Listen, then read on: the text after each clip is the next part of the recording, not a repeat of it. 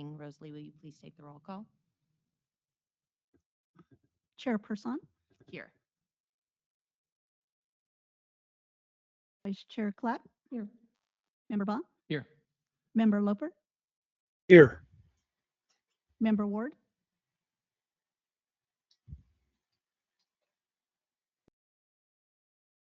Member Ward.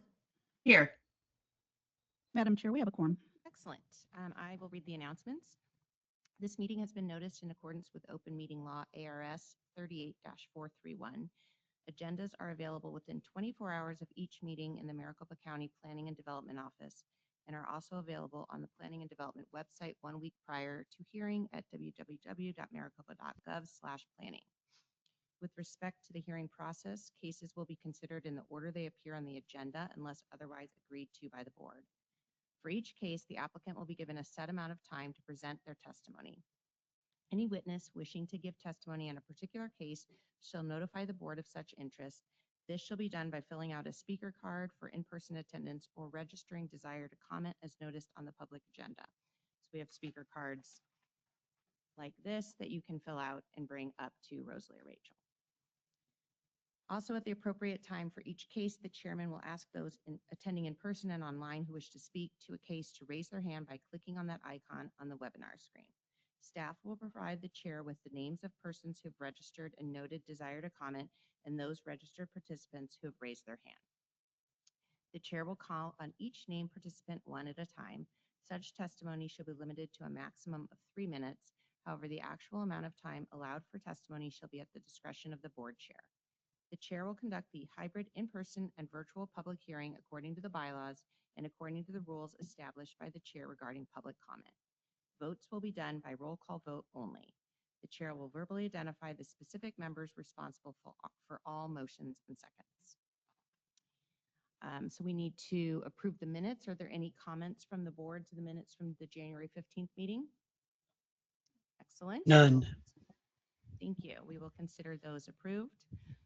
And one comment, Member Loper, I can't see you on my screen. So I can't get my camera to work, and I ran out of time to figure it out. Sorry. thank you. If you do have any comments, just, I'll scream. So I'll know to call on you, okay?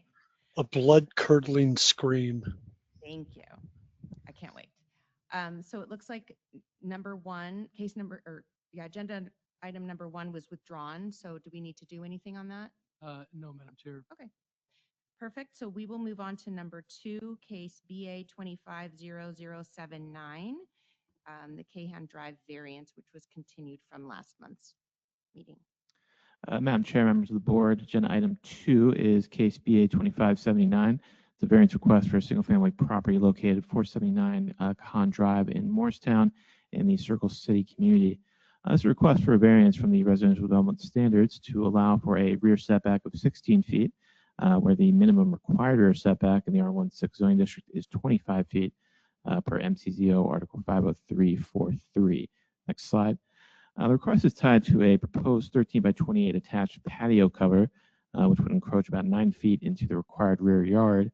The applicant's main concern is that the rear yard is south-facing and lacks shade, and they would like an attached cover for usability and comfort. Staff would note the lack of shade is common in the area, and it is not unique to this parcel. Staff also notes that a detached shade structure can be placed much closer to the rear and side property lines, subject to yard coverage limits, which avoids the need for a variance. Next slide. Could you repeat that last sentence again? My apologies. Staff also notes that a detached shade structure can be placed much closer to the rear and side property lines, subject to yard coverage limits, which avoids the need for a variance. Next slide. Staff did not identify a peculiar physical condition unique to the property that is not common to the area or zoning district. The proposed patio cover is an accessory improvement and is not required for the reasonable use of the property. The hardship described is not tied to the physical characteristics of the lot, and approval will be based primarily on personal convenience rather than the statutory criteria. Staff also notes that there are alternative designs available, including detached shade structures that can address shade concerns without the requested encroachment. At this time, I'm happy to answer any questions. I have one real quick. Can you remind the board why this was continued last month? Madam Chair, it was the failure of the applicant to appear at the hearing, which is why this was continued. Thank you. Are there any other questions? Member Baugh? It always perplexes me that we can have a detached structure closer to the setback, to the perimeter property lines, but once it's attached, it can't be. Would you mind walking through like the rationale behind that?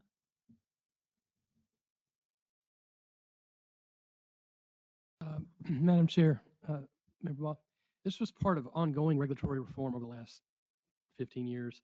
Prior to the MCZO update this year, we probably did 100 text amendments, every one of which was in the favor of the regulated community. The idea with the setbacks and lot coverages are all related to bulk of structure. So part of the regulatory reforms were to allow was to remove the requirement for a separation, minimum separation distance between structures on the same lot as part of the zoning ordinance. That's relegated to building code. And then we also opened up the required side yards to allow for detached structures. There's a maximum 30% of a required side yard that can be encroached by detached accessory structures. It is just the coincidence of multiple different regulatory reforms that resulted in us saying, as long as you're structurally detached, you're a detached structure, you can encroach into the side yard.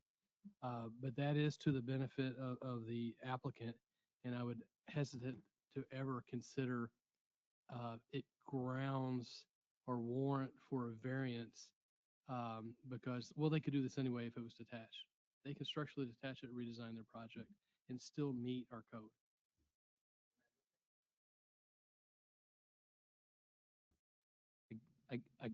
I guess one more question, and then I'll say some comments at the end. How far does the detached structure need to be from the house to be considered detached? Is it a matter of just simply not attachment? It can be a gap of an inch. It can, as long as it's structurally detached and not under the same roof or eave. But there are building code requirements based upon how close the walls may be. They may have to be fire rated and have no doors, windows, that sort of thing. And on this one, do we know, is it just a post, or is this actually an enclosure? Madam Chair, Member Ball, I believe it's just a post structure. Yeah, okay. Thank you. Are there any other questions of staff? Okay, seeing none, we'll go ahead and open the public hearing. Is the applicant or applicant's representative present or online? I'm looking at. Chair, I have Nick Baker online. Go ahead, Nick. Nick Baker here. I'm here on behalf of Mrs. Green. So you were correct in your last assessment. It's just a post structure. It's only a patio cover. We have no enclosures, nothing like that. From the plan sheet that you can see that's up there right now, we're not anywhere near the PUE with the proposed structure. It's 8 feet from the nearest point to the PUE. And just before this meeting, I measured the closest distance in the rear from the proposed cover to the next neighbor, and it's around like 50 feet. So we're not encroaching on anybody. The elevation isn't super high. It's not to exceed 10 feet. So this isn't something that's going to be like an eyesore that's up above all the other neighbors or anything like that. So again, I'm just here on behalf of Mrs. Green. We had notified her that it was possible to go detached, but she really pressed us because, again, this is southward facing and she's got no natural forms of shade. So she really asked us to try and see if this is possible. Are there any questions that I can answer for the committee or? Thank you Sure. for asking that, Nick. Are there any board members that have any questions? Member Baugh? are you proposing just 2 posts and then the balance of the shade structure to attach to the rear of the house? Yes, so it is attached. Again, it's not to exceed 10 feet. And under our current plans, we have 3 posts. So it's 3 posts and footings, and then the attachment to the rear of the house. All of our plans are professionally engineered and stamped by them with their uh, corresponding numbers and stuff. So it's pretty straightforward generally, but I have is a there? question for you, Sure. Nick. So hopefully you were able to hear what Darren was saying earlier about the specific rules. So if you were to detach the structure, so if you were to add, in my understanding, if you were to convert the portion that's connected to the house to a 4th post, even if you set that away from the house by 2 inches, as long as it's a separate structure, then it is called a detached structure and you wouldn't need the variance, and it would provide the same, pretty much the exact same sun, coverage as it is currently. Have you considered that? And Man- Darren wants to chime in. Hopefully I didn't misspeak. Madam Chair, I believe that would be the addition of 3 additional posts. And they would probably have to, I'm assuming there's like a 2-foot eave overhang on this pitched roof, so they'd probably have to move those posts, unless there's overhang from the post, they would have to move those back. Oh, okay, I thought they 2 to said 3 they feet. had 3 and it was only attaching to the house in one spot, so I might have Well, misunderstood. the long side is attached to the house. So if they move it back 2 to 3 feet so that the eaves don't overlap, they would have to have 3 new posts. Okay, So it's a slight. Madam Chair, thank you. Yes. a question for the applicant. How far are you into your construction documents? Have you prepared anything? Are you Yeah. waiting? Go ahead. So yes, we have for this one, this structure we build out of pre-engineered packets from a company called Duraloom that they maintain engineering stamps and registry here in Arizona as well as other states. And so we had actually applied for a permit already, and we got as far as then getting rejected because of the setback. Right. So we actually already have the engineering filled out that meets the Maricopa County requirements. So the only reason for the denial was just the 25-foot setback. And if I heard you correctly, your client's aware of the requirement and you talked to her about the options, but she still wished to pursue obviously the variance, correct? Correct. Yes. Okay. Thank you. No further questions for me. Okay. Are Hey, there any Ted, other? Nick?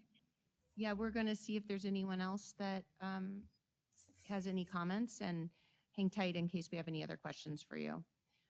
Okay. Is there anyone else online that wants to speak on this item? Okay. Hearing none, we're going to go ahead and close the public hearing, and I'm going to turn it over to the board for discussion. This is in District 4. Chair, or no longer Chair, Member Loper, would you like to start us off with any comments? I have no comments, but I am prepared to make a motion. That's fine with me. Or Member Ball would like to add a comment, I think. When I look at a photo in the packet, there appears to be a structure directly southeast of you that has a rear shade structure behind it. And based on the angle of this photo that I'm seeing here, it looks like there's 6 posts, 3 in the front, 3 in the back. Would a structure like that be compliant since it's detached?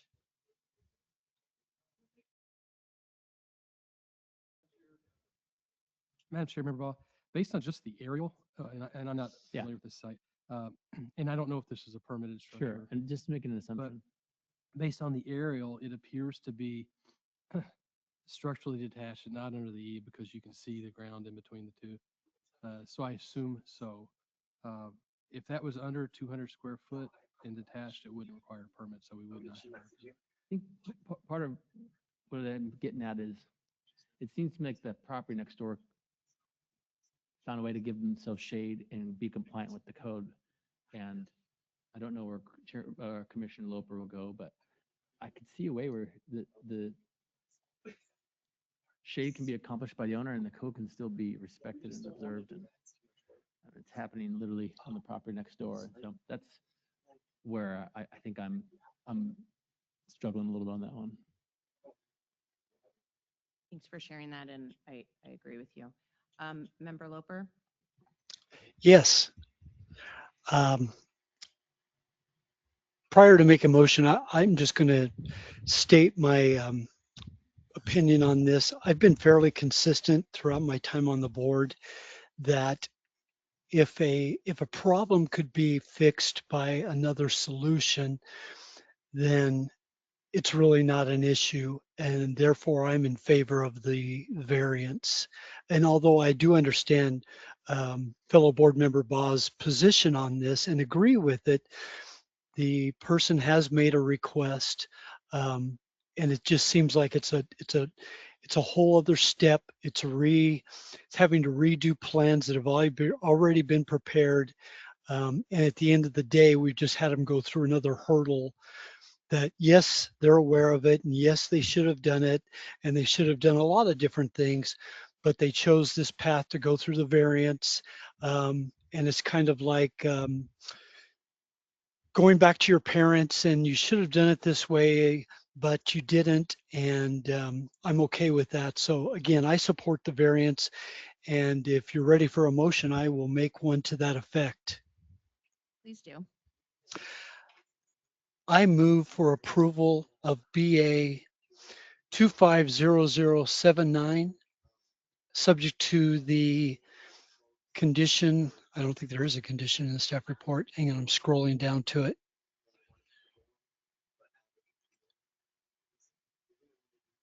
To condition 14A of the staff report.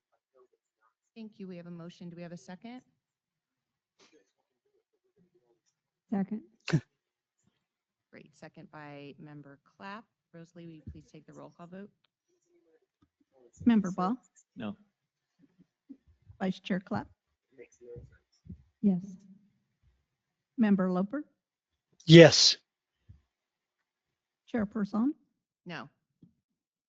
Member Ward, Yes. Madam Chair, we have a motion for an approval by a vote of 3 to 2. Thank you. Thank you. Best of luck to you with your new addition. We're going to move on to the next item on the agenda. Item 3, case BA 250081, the romantic variance. And I'm going to turn it over to Evelyn.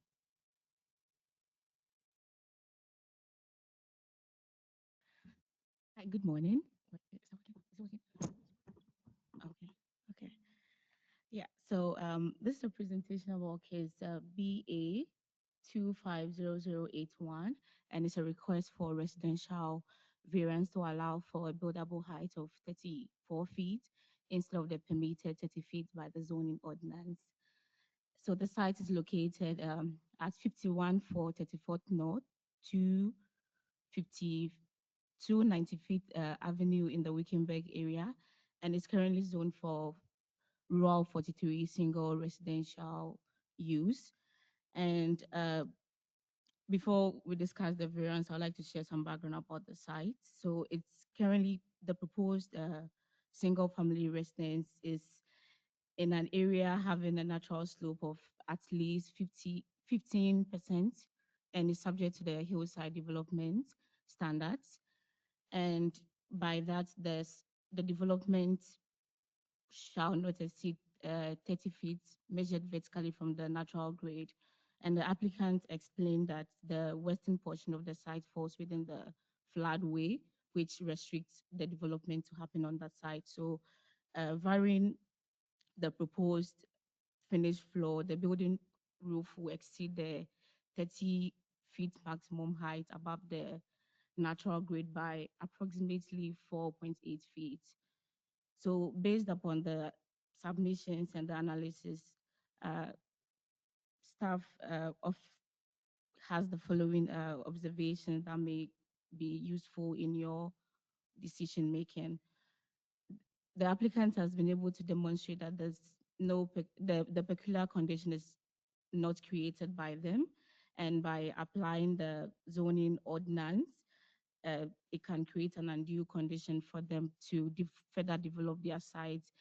And they have generally demonstrated that the intent of the zoning ordinance will be preserved despite the variance. So if the board finds the applicant, if the board finds that the applicant has satisfied the statutory test, and then we can approve this variance to memorialize the following. The variance approval will establish a 35 feet maximum building height for the subject property. Thank you. Thank you, Evelyn. And- That was great. And Madam Chair, Yes. if I could add, Of course. the 35-foot height would be consistent with the rural and single-family zoning districts in our ordinance today. Today, there is a stricter maximum building height in hillside slope areas. Prior to the zoning ordinance update, they were consistent maximum building heights. That's helpful Just context. as an aside. Yeah, thank you. Are there any questions for Evelyn, Darren? All right, hearing none, we'll go ahead and open the public hearing. Is the applicant or applicant's representative here online? I do have a speaker card from either Morgan Busby or Paul Romanek. Okay, that sounds like we're getting someone teed up here. I am the I have- resident. I'm present. Excellent. Please state your name for the record and share your presentation. Oh, my name is Paul Edward Romanek Jr., and I believe Morgan is sharing our presentation, and I will let her speak. Thank you. Apologies. So this is David online. I can't enable Morgan. She doesn't have a microphone. But I do have David Flores with a raised hand, so I assume. I can also, I don't mind speaking on behalf as the property owner as well. Yeah, David is from a different case. And Madam Chair, if you like, I can announce a cell phone they can Yes. call. Okay, Darren's going to announce his cell phone number for Morgan to call, and then we can put us on speakerphone. Yes, if the speaker wishes to call 602-723-2241, we'll put the cell phone on speaker up by the microphone so they can communicate.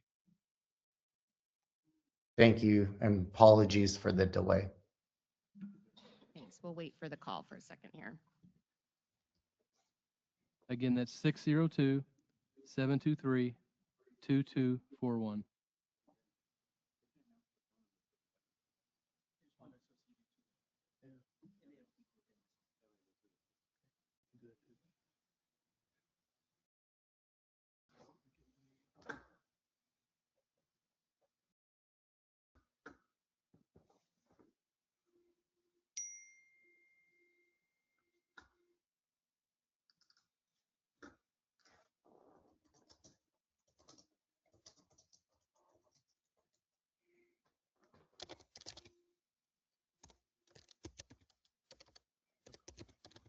Mr. Romanek, is Morgan going to be calling, or did you want to do the presentation?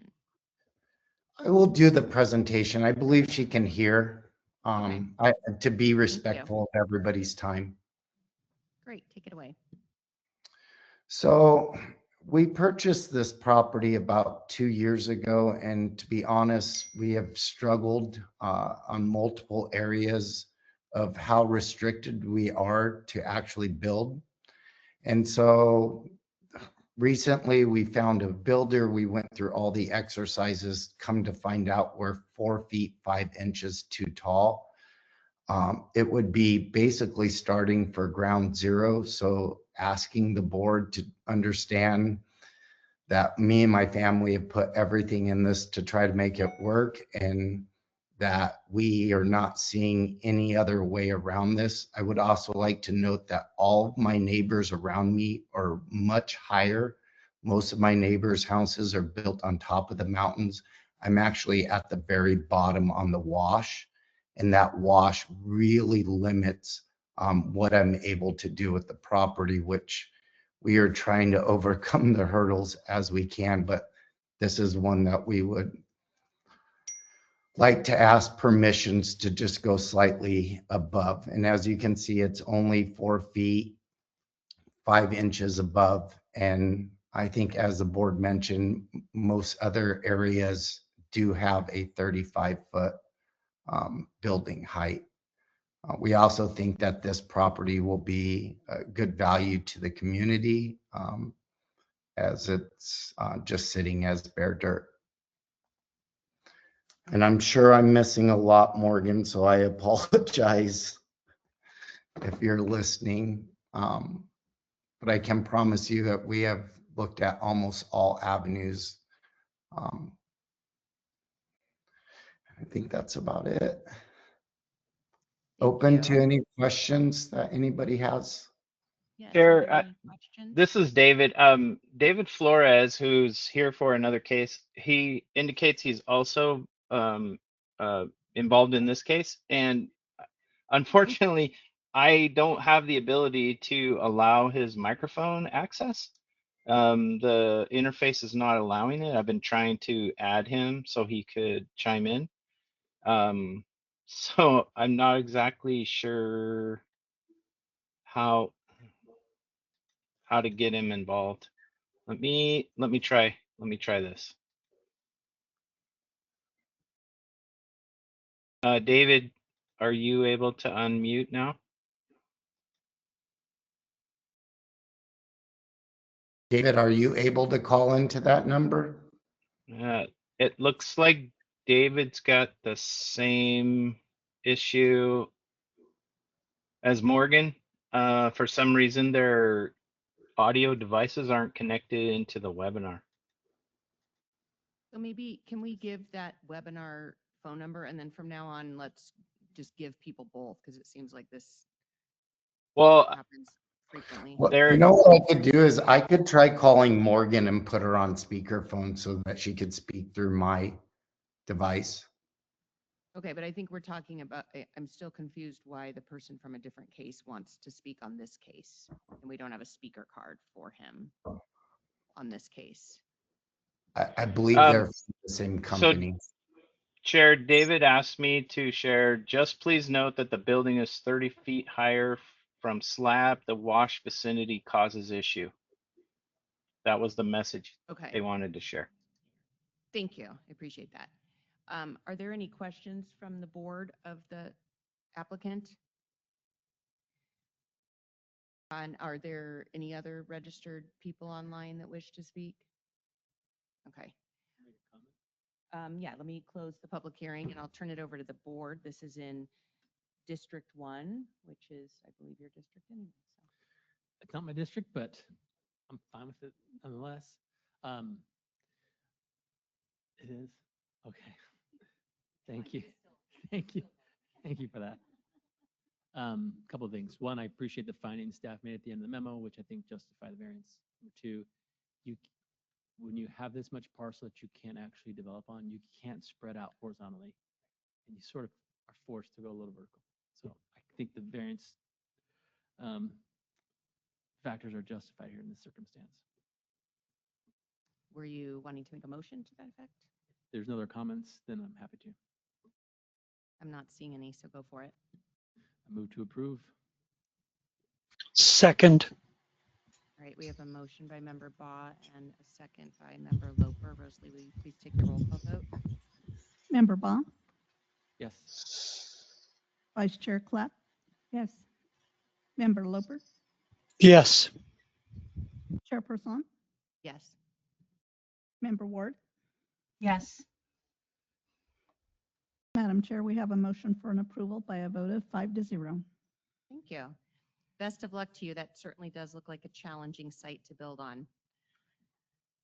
All right, we will move on to agenda item 4, case BA 26-0001, the first one submitted this year. This is the Hidalgo Avenue variance, and I'll turn it over to, back to you. Okay, sorry. Oh, it does say Joel. Sorry, I was looking at the wrong one. Thank you. Madam Chair, members of the board, this agenda item is BA 26-1, which is a request for a variance to allow an existing accessory structure to maintain a 0-foot street side setback along 114th Avenue, where 20 feet is required in the rural 43 zoning district. Property is approximately 50,835 square feet, developed with a single-family residence and multiple accessory structures, including the subject structure. Next slide. Historical aerials show the subject structure in roughly this location as early as the 1970s. In 2006, the building appears to have been expanded west to the property line without permits. Additional expansion and enclosure occurred around 2021 and 2022. It currently appears to be being used as an accessory dwelling unit. Next slide. A zoning violation was opened in November 2024 for unpermitted construction. Building permit was submitted in September 2025 to address that work, and during review, it was identified that the structure does not meet the required 20-foot street side setback. This variance was subsequently requested. Next slide.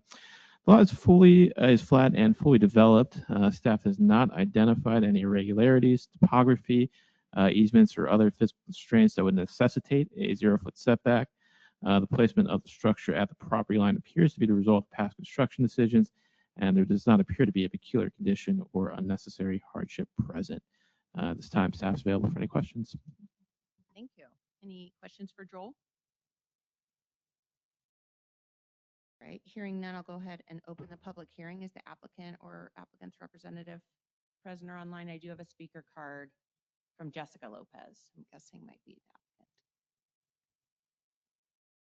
Excellent. Please come on down to the podium, state your name, even though I already said it, and then you can proceed. Good morning. My name is Jessica Lopez. I'm here with my husband, Ricardo Lopez, and we are here to request a variance for a 0-foot setback on our property.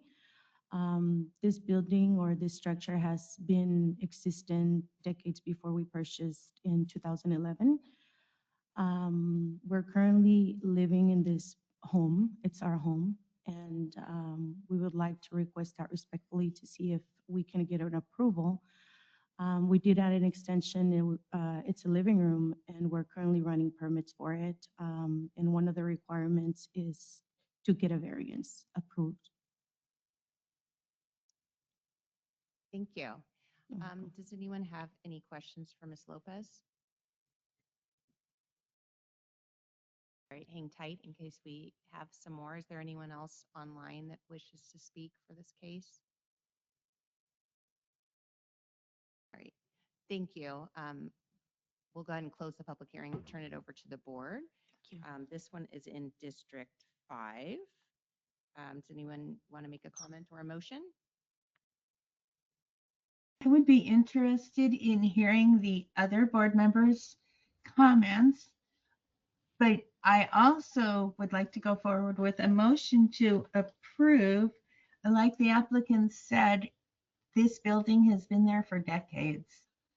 So, comments from other board members? I agree with you. As Member Ward, is there a second to her motion? I second it. A second by Member Loper. Rosalie, would you please take the roll call vote? Member Baugh, Yes. Vice Chair Clapp, Yes. Member Loper, Yes. Yes. Chairperson, Yes. Member Ward. Yes. Madam Chair, we have a motion for an approval by a vote of 5-0. Thank you. Best of luck to you and your family. All right, we will turn it over to agenda item 5, BA 26-0007, the Cordoba property, and Nick will be presenting on that.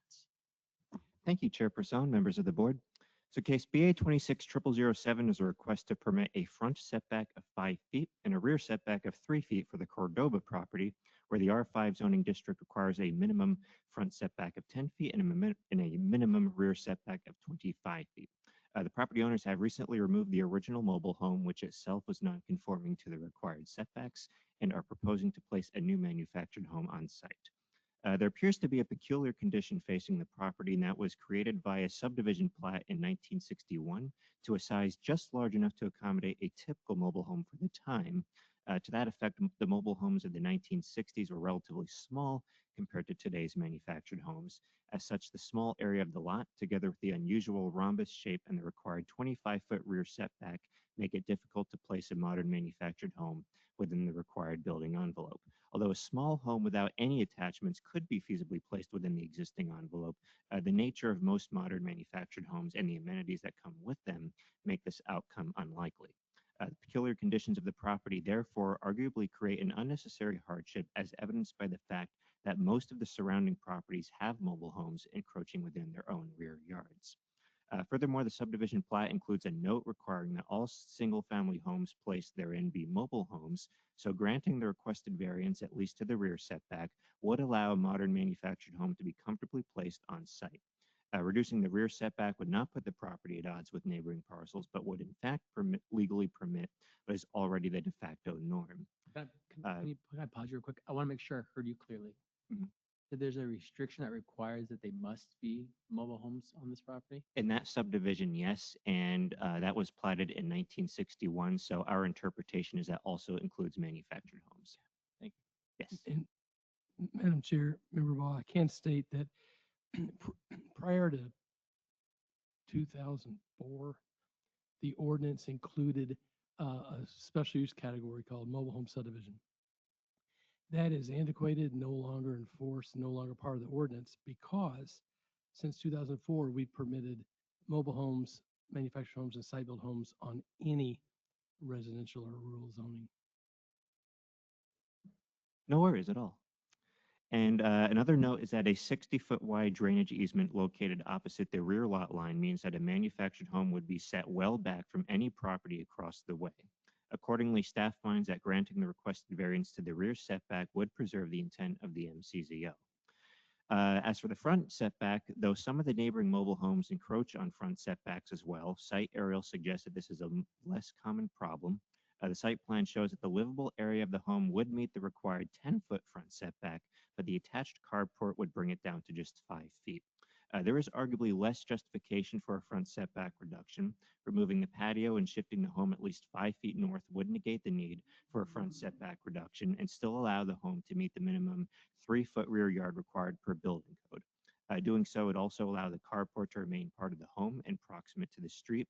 But that said, as previously noted, many manufactured homes come with attached patios as built-in amenities, so removing it from the home may not be feasible. So if the board finds the applicant has satisfied the statutory test and has stated its findings on the record, the grant of this variance will memorialize items A and B as outlined in paragraph 17 of the staff report. At this time, I'd be happy to answer any questions. Thank you. Are there any questions for Nick? Right, hearing none, we'll go ahead and open the public hearing. And now we get to hear from Mr. Flores, right? Okay.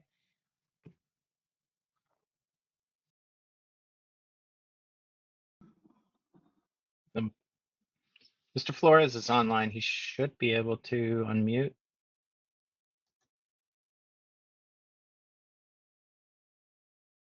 Hello, can you hear me? You can. Please Okay, state your great. name for the record and tell us about your case. Hi, yes, my name is David Flores. I'm here representing the owner. I am the applicant, and I just want to thank Nick for the presentation. I think he outlined everything very well. And I just wanted to point out the fact that the owner is in possession of this mobile home already. So that's part of the reason why pushing for the variance to fit this specific model on the lot. And Nick was correct that it is pre-engineered with the carport and the patio attached already. So removing the carport obviously creates some issues, I think a hardship for the owner that we would prefer to avoid. And, I'm not sure if there's maybe a condition or stipulation that states that the main home can be set back at 10 feet and that a carport or patio can encroach within up to 5 feet. I know some jurisdictions allow certain portions of the dwelling to encroach further than others, like garages and so forth. So we were hoping that maybe we could allow just that carport to remain there. And as you can see, due to the shape of the lot, it's a really, really small portion of the structure that would be within that required setback, whereas a majority of the structure is going to be, 20 feet or more back. I also wanted to point out, if we were to use a smaller mobile home as outlined in the blue here, that does not allow for the covered carport, which the covered carport is actually a code requirement for these mobile homes, because it's not in a mobile home park, it is in a residential area. The two covered parking spots are required. So we'd have to find a way to add that regardless. And again, I just wanted to mention, or, state again that, they are in possession of this mobile home unit already. And again, we understand that with the new front setback reduced to 10 feet this year, that it is doable with some adjustments to the patio. But again, I think they would have to hire an engineer and either completely remove it or hire an engineer to reduce the footprint of it. So we're really hoping to move forward with the proposed unit that they're in possession of already. That's all I have. Thank you for your time. Thank you very much. Are there any questions for Mr. Flores?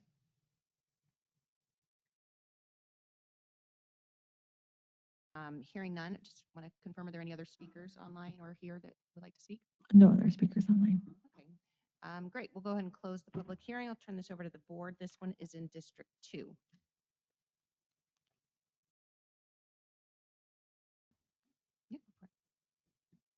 It appears that the manufactured home does fit into this spot, and that must have been difficult to figure out, in my opinion. But nevertheless, it's been noted that there is a peculiar condition that the staff would be okay with the rear setback, but there's only the front setback that you had a little question about. My feeling is that, as the applicant has stated, there's just a small section of this home that's going to extend into that front setback. So my feeling is that this is the homeowner, and whomever put all this together has done a yeoman's job of coming up with a solution to place this building on this property. And I would agree that we can grant a variance on this. So I move to approve BA 260007. Thank you. We have a motion. Do we have a second? Second. All right, I think Member Baugh got in there first. Rosalie, will you please take the roll call vote? Member Baugh, Yes, and I love rhombuses. Vice Chair Clapp, Yes. Member Loper, Yes. Chairperson, Yes. Member Ward. Yes. Madam Chair, we have a motion for an approval by a vote of 5-0. Thank you, Rosalie. Best of luck, Mr. Flores. All right, we are on to our last item of the agenda, case BA 260008, the Veselovsky property, and Nick is going to present on that one as well. Thank you, Madam Chair. Case BA 260008 is a request to permit a horse corral in the front yard of the Veselovsky property and at a setback of 15 feet from the south lot line. The R135 zoning district allows a horse corral as an accessory use to a single-family residence, but only in the rear yard and at a minimum setback of 40 feet from all lot lines. Notwithstanding a legally non-conforming lot width, which resulted from a county-initiated zone change in 1989, the parcel is otherwise unremarkable for a single-family property. It is rectangular in shape, relatively flat, and not encumbered by floodplain or washes. That said, the residence is noticeably located much nearer to the rear lot line than to the front. On paper, the rear yard could still accommodate a small corral for a single horse, Although to meet the minimum 1,200 square feet of fenced space required per horse, this would place a corral at a very small setback from the existing residence. Furthermore, the owner hopes to keep 2 rescue horses on the property, which would require at least 2,400 square feet of space. Meeting this area requirement would necessitate putting the corral in the front yard, and though a variance would be required to address the corral's location, it could be done without need for additional variance to the required use-specific setbacks. To meet those setbacks, a corral would need to measure no more than 40 feet in width, so to meet the area requirement, it would need to measure at least 60 feet in depth. A corral of these dimensions could maintain a setback of as much as 68 feet from the residence without encroaching on the required setbacks from the lot lines. However, to maximize space for the horses to roam and exercise, the owner is proposing a larger corral, generally measuring about 65 by 100 feet or 6,500 square feet. Though it would meet the required setbacks from the north and to the east, it would encroach up to 15 feet from the south lot line. Staff notes that the purpose of the 40-foot setbacks required specifically for horse corrals from all lot lines is to prevent unwanted impacts such as noise, odor, or dust generation to non-consenting neighbors. That having been said, however, the owner has provided a letter of support from the neighbor who would be directly impacted by the reduced setback. In their letter, the neighbors affirm their support for both variances to accommodate the corral. They attest that the subject property owners are good neighbors themselves, would keep the property clean, and care for the animals well. Having experience as horse keepers themselves, the neighbors further attest that the horses would be a welcome addition to the neighborhood and improve their quality of life.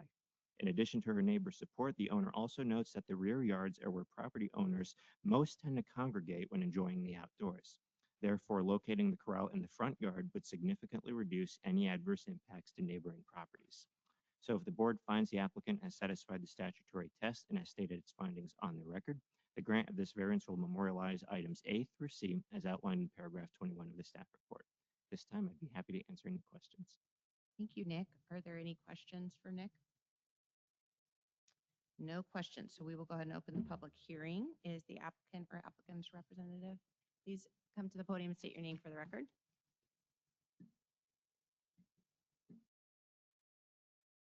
I'm Melissa Veselovsky, the owner and the applicant. So thank you for the opportunity to present my request.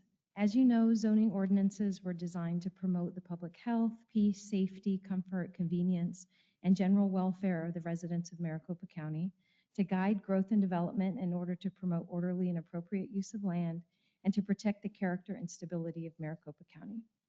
I believe that the variances requested may actually better conserve and promote the public health, convenience, and general welfare than strict adherence to the letter of MCZO.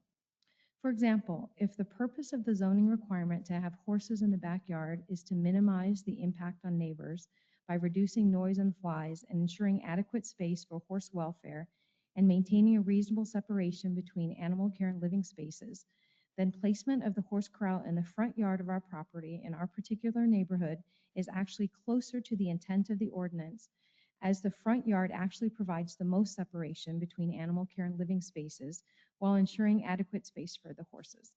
More specifically, our neighbors socialize in their backyards and have get-togethers, so a farther distance from flies would be much more considerate of their space. In regards to the 15-foot setback on the south side, the rules were written with the expectation that our lot width would be a minimum of 145 feet, not 120 feet. So we are proposing a setback on one side to make up the difference so that we have parity with others in the neighborhood and can allow more room for the well-being of the animals. But of course, it's not just about me. It's about my neighbors too, so I asked them what they thought, and I'm happy to report that they were over the moon and fully supportive. I've included their letter of support in the packet. Furthermore, I believe that keeping horses in the front yard would preserve the character of the neighborhood in Maricopa County, which has long been known for its Western cowboy hospitality and culture. In fact, while researching our parcel, we discovered that long ago it had been part of 325 acres of land given to Benjamin Greenstone in 1862 as part of the Homestead Act. I also included a letter of support from the director of equine science program at Scottsdale Community College, which is one of the best equine science programs in the state, in Maricopa County. Dr. Clements has been helping us every step of the way and is fully supportive. What I'm really trying to say is that we want nothing more than to protect the health, safety, comfort, and general welfare of the horses and our neighbors. We simply have to be the change that we want to see in the world, and I think that our variance requests will have a positive impact and aligns well with the purpose and the spirit of zoning rules. Thank you. Thank you. That was a very nice presentation. Any questions? Yes, Member Clapp. How does your neighbor to the north feel about this?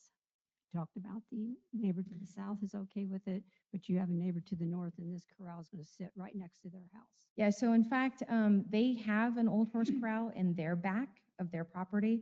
And so we actually contacted them to ask, well, maybe they would sell us the back part of their property. And they said, well, maybe we could rent it to you. So, you know, and then they have since moved to Tucson and their kids are living there now. So we haven't had a lot of contact other than they're supportive of horses in general. Okay, thank you.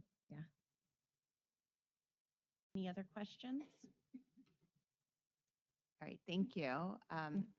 Are there any other speakers that wish to speak on this item? Nobody else online. Okay, I'll go ahead and close the public hearing and turn it over to the board, and this one is also in District 2.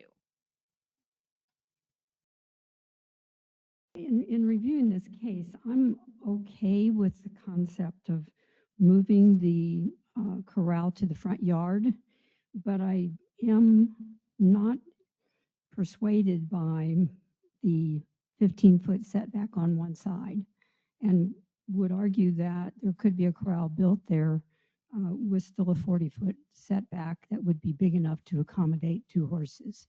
So that's my feeling about it, but I'd be happy to hear what the rest of the group has to say about this. One of the things that is interesting is that it's a narrower lot than what the zoning code allows, likely because I think, as I heard from staff, there was something not created by the applicant. There was a lot split issued in the 80s or something along those lines. Member Ba, yes, the property was created, I believe, in 1987, 1986 or 1987, to 120-foot lot width. And at the time, the property was owned, I believe, R118, which allows a minimum lot width of 120 feet. So when the property was created, it was conforming to the MCZO. But in 1989, the Planning and Zoning Commission initiated a zone change to R135 with the anticipation that that neighborhood would be annexed into the city of Mesa. And procedure at the time was that properties going into Mesa would be rezoned R135 first. That annexation obviously never took place, or at least hasn't taken place up to this point.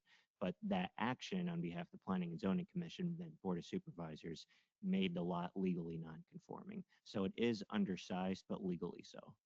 It's about Not undersized, I'm sorry to interrupt, not undersized, but narrower than required per zoning ordinance, but legally so. So it appears to be about 25 feet narrower in width than what the zoning code requires of 145 feet. Member Ba, that is correct. And so if it had been a normal width of 145 feet, then where they're placing it actually would have just been compliant with the code. Member Ba, that is also correct. Yes. Thanks. Any other feedback or anyone prepared to make a motion on this one? I also want to make a comment. The reason I say that I think that both sides should be 40 feet away from the lot line is that even though the neighbors to the south are welcoming of this, I have to consider that someone who might live in that house in the future might be more happy that the corral is 40 feet away rather than the required or the requested 15 feet. Because with horse properties, there's dust, there's smell, there's noise, there's things that require, in this case, a larger setback. And so I'd like to consider that I believe that it could be 40 foot on each side, again, with enough room for 2 horses without granting the 15-foot setback. I'm okay with the corral going in the front yard. It's just that I'm concerned about the neighbors on both sides. The neighbor on the other side appears to be okay, but they've got a 40-foot setback on their side. But the neighbor that's saying they're fine with it is going to have the the corral setback a lot less from them. And I believe that it would be better for all concerned if we kept the 40-foot setback on both sides of the lot rather than on just one. Would you like to address that? Yes, well, go ahead. But I'm going to make sure I might be confused. I thought the neighbor to the south is the one who wrote a letter of support. Is that correct? Member Bob, that is correct, yes. And that's the neighbor with the closer setback? Yes. Okay. Yes, they're okay with it. Because, okay, just want to make sure I got it right. Yeah, I'm appreciative of the fact that there's a neighbor that is saying they're okay with it. But if you want to follow the intent of horse properties is to keep some of this noise and smell and other dust, et cetera, that comes from horse corrals away from neighbors. So my feeling is that there's still enough room to build a horse corral in the front yard by not granting the 15-foot setback. So my motion would be to move to approve the horse corral in the front yard, but not permit the 15-foot setback. That is for case number BA 260008. Okay, so we have a motion on the table that would approve one of the variances, but not the other. Is there someone that wants to second that or make a different motion? Can I ask a question first?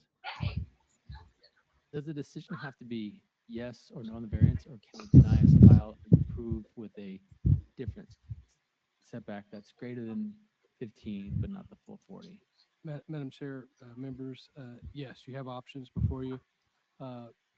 You could separate the requests and vote on them separately, if that's easier.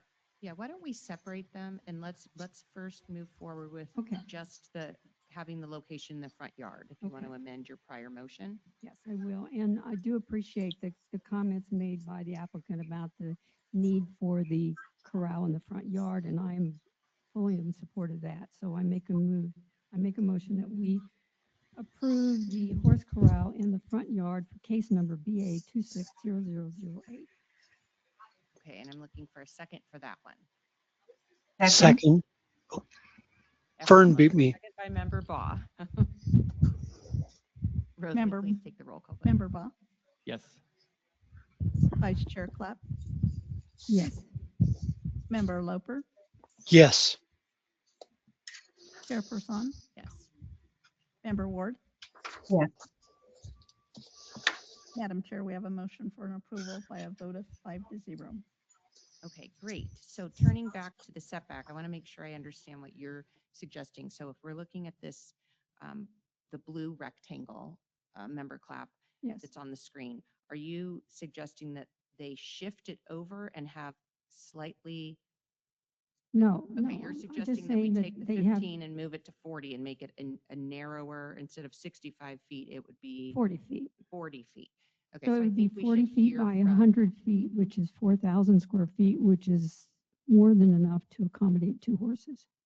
Okay, are we able to get You- some feedback from the applicant about that? Madam Chair, yes. It sounds to me like if you're wanting them to meet the minimum 40-foot per setback per ordinance, you can make a motion to deny. And they would have the front yard approved, but but by ordinance would still have to meet the 40 feet. It's certainly, I believe you want to hear from the applicant.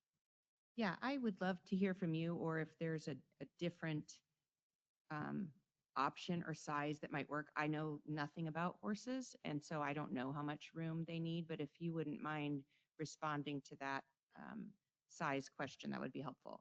And Madam Chair, while she's on her way up here, since variance approval isn't subject to a specific site plan, so if this request gets denied, they simply, for their building permit for corral fencing, just show a different morphology, different shape, meeting the setback.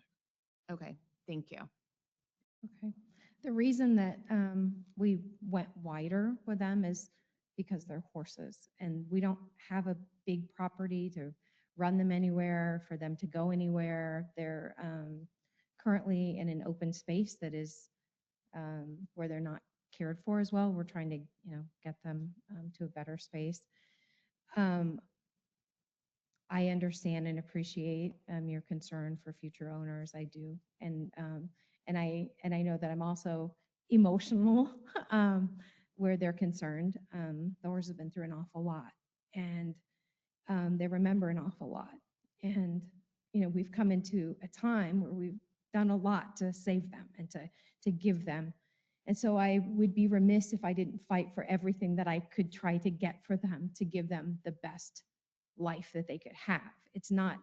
I'm not housing a Great Dane, I'm housing 2 horses. And, the more space for them to move, the better. And I was trying to find a solution that would be reasonable, that would be reasonable in relation to, the more narrowness. They could have, if we were wider, they would, if our neighbors can have that, but we can't because of that 40-foot setback. And absolutely appreciate, the dust and the dirt and all of that stuff.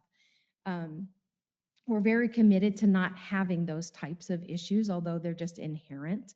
We don't want, flies and manure and all this stuff, and we have plans. My daughter is in the equine science program, wants to go into equine dentistry. We're working closely with Scottsdale's equine science program. Like, I don't want a dirty lot. I want it clean. I want it put together.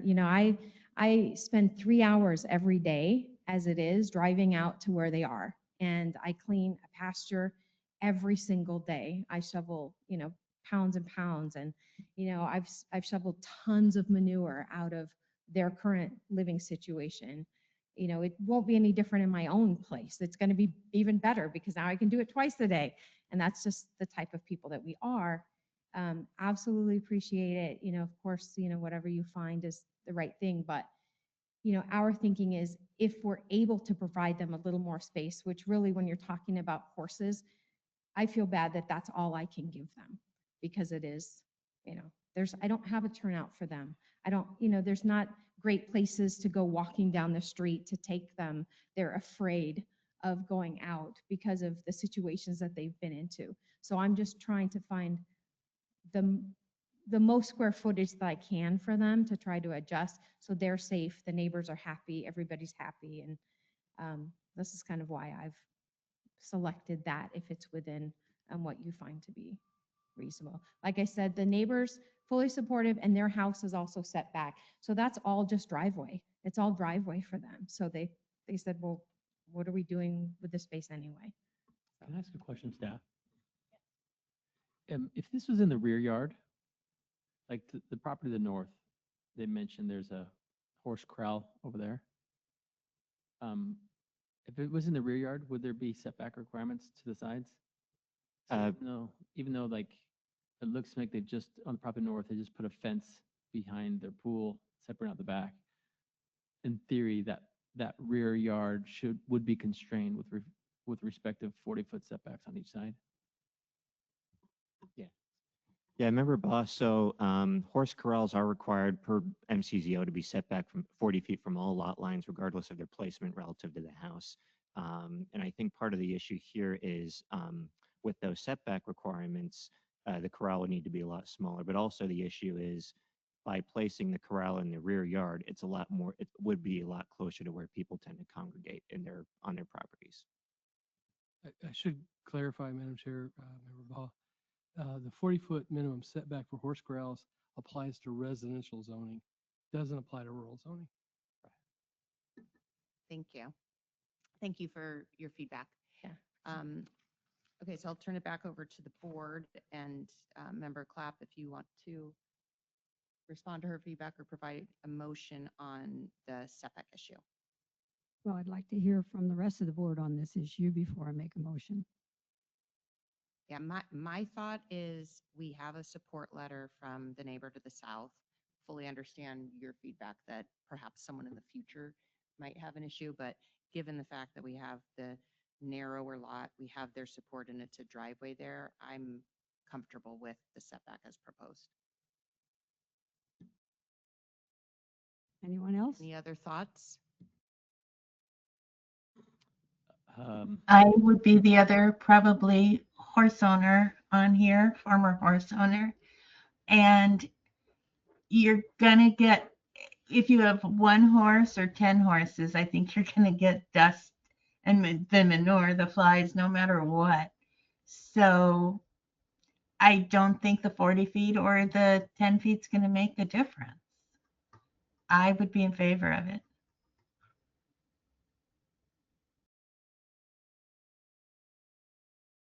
Or 15 feet, I'm sorry. Yeah, I do have a comment, and I don't think I'm gonna be able to support the variance in the front, but for a different reason. As I look at the context of this area and how it's being built out with the homes directly, the 4-lot subdivision directly across the street, look at the neighbor directly south. They have a wash that kind of cuts across their property, which forces their home closer to the home to the north, which is the applicant's property. And their drive aisles and things like that are close to there. I think the accommodation to grant the variance to the front, I think is an unusual thing, but one that we want to do for the applicant to help them be able to continue with their equine use. But I sort of respect that one of the benefits of a setback is to reduce the externalities that occur outside of the invisible property lines, odor, flies, etc. And I think it's unusual to grant one in the front yard. I don't know if I'm totally comfortable moving it that close to the south, but the absence of any feedback from people across the street also is interesting. But nonetheless, I don't think I'll be able to support the motion. If there is a motion, is there a motion on the table? Okay. Member Loper, did you have any comments to share? I do. I guess I'm kind of torn on this. I'm in support generally of the variance request for what's been stated. I'm not a horse owner, but have been around them for a large part of my life. And what Member Ward said is exactly correct. One or a larger number, there's going to be dust, there's going to be flies. It's clear that the applicant has their heart and soul in this use, but should they sell the property, then we can't guarantee the next person would. But I generally am in support of the variance, but we'll defer to the person that makes the motion, I guess. Or I guess I could be swayed, but at this point I'm in favor of the variance. Thank you. Well, I'll make the motion and then we can see if I have any other votes with it. I would move to deny the 15-foot setback for case number BA 260008. We have a motion. Do we have a second? Second. Second by Member Baugh.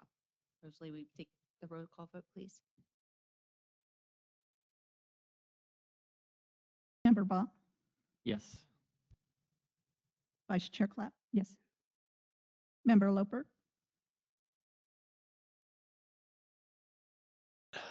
No. Chairperson, No. Member Ward, No.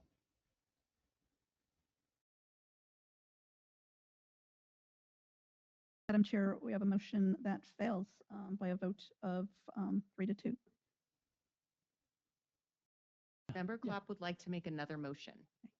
Okay, so with that vote, I will move to approve the 15-foot setback for case number BA 260008. Second. For a second for that one. Second by Member Ward. Another roll call, please. Member Baugh, No.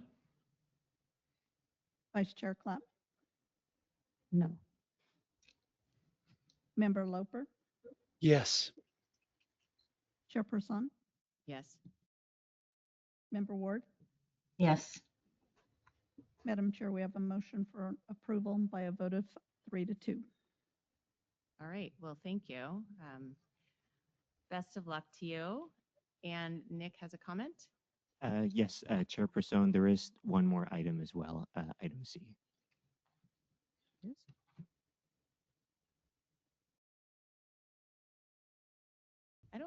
I'm not seeing that on my agenda. Maybe I'm missing something. First one was the front yard. Okay. Oh, That it? Confusion was the recommendation for approval also memorializes an LNC lot width, but that's not one But of them. that just happens, okay. doesn't it? Yeah. Yeah. Okay. So unless there's anything else, I think we can go ahead and adjourn the meeting. All right. Thanks. Thank you. Thank you, everyone. Bye. Bye-bye.